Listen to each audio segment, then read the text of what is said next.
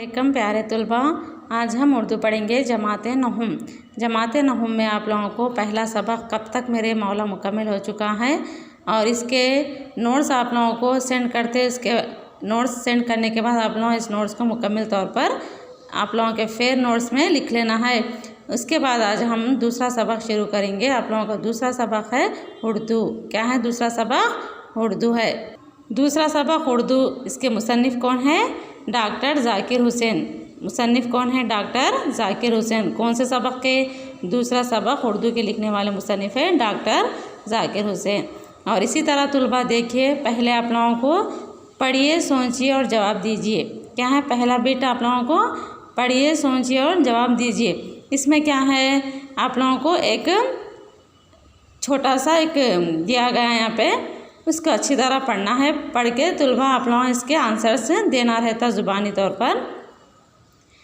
देश की आन बान है उर्दू, फ़ख्र हिंदुस्तान है उर्दू, सब इसे बोलते समझते हैं, एक अवामी ज़ुबान है उर्दू, हर ज़ुबान को गले लगाती है, मादिर मेहरबान है उर्दू, इसको कोई मिटा नहीं सकता, ताज भारत की जान है उर्दू। ये क्या है? उर्दू की तारीफ़ है। सोचिए, पढ़िए और जवाब दीजिए। में उर्दू की क्या है, यहाँ पे एक तारीफ़ दी गई है। इस तारीफ़ को पढ़ने के बाद बाजू में आप लोगों को चंद सवाल दिए गए हैं। सवालात के जवाब कहाँ से देना है? इस उर्दू ज़ुबान की तारीफ़ में से।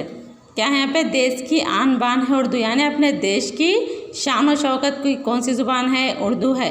फ़ख्र हिंदुस्तान है उर्दू, यानी हिंदुस्तान की फ़ख्र है, हिंदुस्तान में बोली जाने वाली ज़ुबान है और हिंदुस्तान की फ़ख्र ज़ुबान है कौन सी? उर्दू ज़ुबान। सब इसे बोलते समझते हैं। ये मादरी ज़ुबान है, इसलिए मादरी ज़ुबान यानी अपने माँ की गोद से सीखी जाने वाली ज़ुबान मादरी ज़ुबान कहलाती है। इसे हर कोई आसानी से बोलते हैं और समझते हैं। एक अवामी ज़ुबान है उर्दू, यानी अवामी ज़ुबान, हर कोई इसे बोलता है और आसानी से समझ सकता है। हर ज़ुबान को गले लगाती है, हर ज़ुबान से मिलजुल कर रहती है। मादिर मेहरबान है उर्दू, इसको कोई मिटा नहीं सकता। मादरी ज़ुबान है ये उर्दू, इसको कोई मिटा नहीं सकता। ये क्या है? ताज भारत की जान है उर्दू। ताज यानी भारत, अपने भारत की ताज है, एक ताज है ज़ुबान। कौन सी ज़ुबान? उर्दू ज़ुबान। इसी तरह यहाँ पे सवाल दिए गए, देखो तलबा। उर्दू ज़ुबान को अवामी ज़ुबान क्यों कहा गया है? ये आप लोगों ये क्वेश्चंस लिख के भेजना है। इसके आंसर्स आप लोगों का एक छोटा सा होमवर्क है, इसके आंसर्स लिखकर भेजिए। उर्दू ज़ुबान को अवामी ज़ुबान क्यों कहा गया है? सवाल नंबर 1। दूसरा सवाल, हर ज़ुबान को गले लगाने का क्या मतलब है? सवाल नंबर 2 हो चुका है। सवाल नंबर 3, शायर भारत की जान किसे और क्यों कह रहा है? ये 3 सवालों के जवाब यहाँ से देखकर लिखकर भेजिए। इसके बाद है मरकज़ी ख़याल यानी सबक का अहम मकसद क्या है? इस सबक में क्या बताया जा रहा है, इसके बारे में है।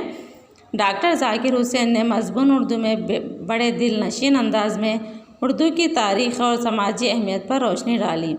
कौन लिखे ये सबक को? डॉक्टर जाकिर हुसैन ने उर्दू ज़ुबान की तारीख़ी और समाजी अहमियत के बारे में बताया है और ये अवामी ज़ुबान है। गंगा जमुना तहज़ीब की आइनेदार है। क्या है ये? गंगा जमुना तहज़ीब की ज़ुबान है।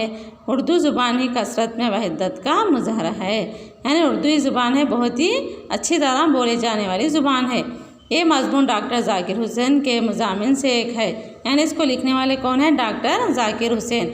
उसके बाद आज हम डॉक्टर जाकिर हुसैन कौन है, मुसन्निफ़ के बारे में तारुफ़ मुख्तसर सा देखेंगे। मुसन्निफ़ का तारुफ़। कौन है मुसन्निफ़? डॉक्टर जाकिर हुसैन। डॉक्टर जाकिर हुसैन 1897 ईस्वी में हैदराबाद में पैदा हुए। डॉक्टर जाकिर हुसैन 1897 ईस्वी में कहाँ पर पैदा हुए? हैदराबाद में पैदा हुए। इनका आबाई वतन ख़ायमगंज था। इनका कौन सा वतन था? ख़ायमगंज। इनके वालिद वकालत के सिलसिले में हैदराबाद आए, यानी डॉक्टर जाकिर हुसैन के वालिद जब वकालत की नौकरी थी तो इस सिलसिले में क्या करें, इनको पूरी फैमिली के साथ हैदराबाद आए तो यहीं के होकर रह गए। जॉब के लिए आए थे, नौकरी के लिए, तो डॉक्टर जाकिर हुसैन के वालिद इन्हों भी यहाँ पर रह गए इन लोग। जाकिर साहब की इब्तदाई तालीम गवर्नमेंट हाई स्कूल सुल्तान बाज़ार हैदराबाद में हुई। डॉक्टर जाकिर हुसैन की इब्तदाई तालीम कहाँ पर हुई? गवर्नमेंट हाई स्कूल सुल्तान बाज़ार हैदराबाद में हुई। किसकी? डॉक्टर जाकिर हुसैन की इब्तदाई तालीम। और इस्लामिया हाई स्कूल अटावे से मैट्रिक और अलीगढ़ से बीए किया और एमए के तालिब इल्म थे। क्या करें ना, इस्लामिया हाई स्कूल से सुल्तान बाज़ार हैदराबाद में तालीम हासिल करे। उसके बाद इस्लामिया हाई स्कूल अटावे से मैट्रिक और अलीगढ़ से बीए और एमए की तालीम हासिल करें और वहाँ के तालिब इल्म थे। तुर्क मवालात की तहरीक से मुतासिर होकर अलीगढ़ छोड़ दिया। तालीम हासिल करने के बाद क्या करें उन्होंने, अलीगढ़ को छोड़ दिए और जामे मिलिया से वाबस्ता हो गए।